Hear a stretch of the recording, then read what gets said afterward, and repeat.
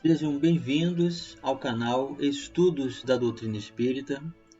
Vamos dar continuidade ao nosso curso online, onde você pode acessar aqui pelo canal do YouTube ou no blog pessoal do Facebook, acompanhando as perguntas que Allan Kardec realizou em O Livro dos Espíritos. Então já estamos no capítulo 3 da primeira parte, Causas Primeiras. Acompanhe comigo. O capítulo 3 consta do título da criação e temos os subitens: formação dos mundos, formação dos seres vivos, povoamento da terra, Adão, diversidade das raças humanas, pluralidade dos mundos, considerações e concordâncias bíblicas concernentes à criação. Então, hoje nós vamos iniciar com o tópico Formação dos Mundos. Antes de Kardec realizar a primeira pergunta desse capítulo, ele nos traz uma contribuição do que ele observou do conjunto teórico da equanimidade entre os mensageiros celestes, trazendo a doutrina espírita em seu resumo. Ele escreve: o universo abrange a infinidade dos mundos que vemos e dos que não vemos. Todos os seres animados e inanimados, todos os astros que se movem no espaço, assim como os fluidos que o enchem. Então, ele nos deixou essa introdução já para nos enquadrarmos dentro dessa proposta teórica trazida pela espiritualidade. E ele faz a pergunta número 37. O universo foi criado ou existe de toda a eternidade como Deus? E os espíritos sabiamente respondem: é fora de dúvida que ele não pode ter sido feito a si mesmo. Se existisse como Deus de toda a eternidade, não seria obra de Deus. Então veja aqui o raciocínio de causa e efeito. Se o universo também existisse de toda a eternidade, teria que ter sua causa própria de criação. E então não teria sido feito a partir da vontade de Deus. Então é certo que o universo foi criado por Deus. E ele contribui, após a resposta dos espíritos, com a sua observação: diz-nos a razão não ser possível que o universo se tenha feito a si mesmo, e que, não podendo também ser obra do acaso, há de ser obra de Deus. Então, pelo simples uso da razão, dentro dos nossos limites, admitindo a relação de causa e efeito, o universo foi criado por Deus, portanto não existe de toda a eternidade. A pergunta número 38. Como criou Deus o universo? É muito interessante essa pergunta porque é a curiosidade de todos nós. Qual o mecanismo? Qual a forma? Como se estabeleceu? O que Deus utilizou para criar o universo? Mas nós temos as passagens do Antigo Testamento também para nos ajudar. É a resposta dos Espíritos, que se apoiam nas Escrituras. Isso nós temos que observar com bastante carinho. As respostas dos Espíritos estão de acordo com os ensinos da Bíblia, do Novo Testamento, das passagens dos ensinamentos do Cristo. Então veja a resposta dos Espíritos. Para me servir de uma expressão corrente, direi: pela sua vontade.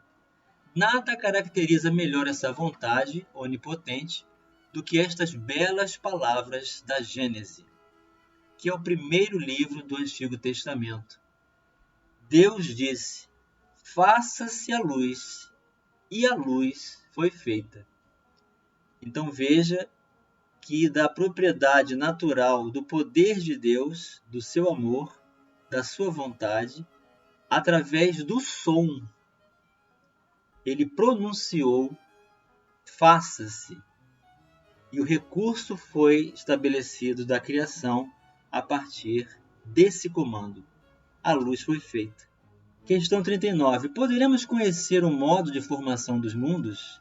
Então, Allan Kardec continua insistindo no mecanismo é próprio do cientista, do pedagogo, do didático, do professor, do aprendiz que quer conhecer e estabelecer uma forma racional dessa propriedade de formação. Como os mundos foram formados? Kardec insiste. E os espíritos respondem: tudo que a esse respeito se pode dizer e podeis compreender é que os mundos se formam pela condensação da matéria disseminada no espaço. Então, essa foi o que ele colocou lá na introdução, exatamente dizendo isso, que no universo existe um fluido que conecta todos os orbes, todos os astros, todos os mundos, todo o espaço. Então, essa matéria-prima é o fluido cósmico universal e, uma vez condensada, ela constitui os mundos. E a pergunta 40. Serão os cometas, como agora se pensa, um começo de condensação da matéria, mundos em via de formação? Uma pergunta muito interessante que refere-se à astronomia.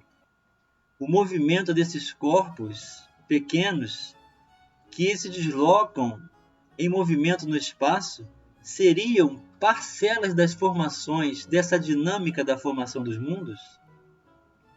Na época de Kardec, os cientistas já consideravam essa possibilidade. Então, Kardec fez essa pergunta aos espíritos. E os espíritos respondem, para nossa surpresa: isso está certo. Absurdo, porém, acreditar-se na influência deles. Refiro-me à influência que vulgarmente os atribuem, porquanto todos os corpos celestes influem de algum modo em certos fenômenos físicos. Então, mais uma vez, a resposta dos espíritos nos convidando a não nos envolver com o sobrenatural, com o misticismo, porque enquanto esses corpos celestes se movimentam e apresentam aquela cauda luminosa, e às vezes são visíveis, em torno desse fenômeno, muito se propõem as ideias místicas de sorte ou azar, de pedidos, de realização de sonhos. Então, essa influência que nós nos permitimos, material, achando que porque um corpo está se movimentando no espaço, que ele apresenta algo de extraordinário. Mas, na verdade, só há influência nos fenômenos físicos e não nas nossas vidas. É a pergunta 41. Pode um mundo completamente formado desaparecer e disseminar-se de novo no espaço a matéria que o compõe? Então, veja que pergunta inteligente. Se existe uma transformação natural de condensação de um fluido que estabelece a formação de novos corpos celestes, e esses são transitórios, e os cometas fazem parte dessa constituição de transmissão de matéria, então é certo que o mundo, ao desaparecer, esse conteúdo possa ser formado para a constituição de um novo.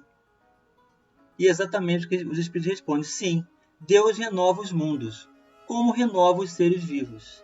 Então a dinâmica da vida é uma renovação constante. A matéria está numa transformação incessante de movimento, de atribuições de suas propriedades, e também as nossas condições morais que podem ser aperfeiçoadas. E os seres vivos que ele está dizendo aqui também se refere à constituição física, que vai se aprimorando cada vez mais. E a pergunta 42. Poder-se-á conhecer o tempo que dura a formação dos mundos, da Terra, por exemplo? Qual o tempo da Terra? O quanto ela vai durar? O quanto nós vamos ter o orbe terrestre para nos servir de escola enquanto estamos aqui passageiramente? É uma preocupação. E os espíritos respondem: nada te posso dizer a esse respeito, porque só o Criador o sabe, e bem louco será quem pretenda sabê-lo, ou conhecer que número de séculos dura essa formação. Então veja que, mais uma vez, os espíritos estão nos admoestando que nós não temos essa comparação, não temos necessidade de ter essa preocupação, porque a vida é incessante do espírito e não vai depender da matéria, que é uma propriedade independente, conforme nós já vimos. Espírito e matéria são independentes. Então aqui deixamos mais essa singela contribuição para você que está acompanhando os nossos vídeos, que você possa fazer a sua inscrição, comungar conosco, mandar sua pergunta, a sua mensagem e estabelecer cada vez mais recursos de entendimentos nesses horizontes que a doutrina espírita nos proporciona. Um grande abraço e até o próximo vídeo.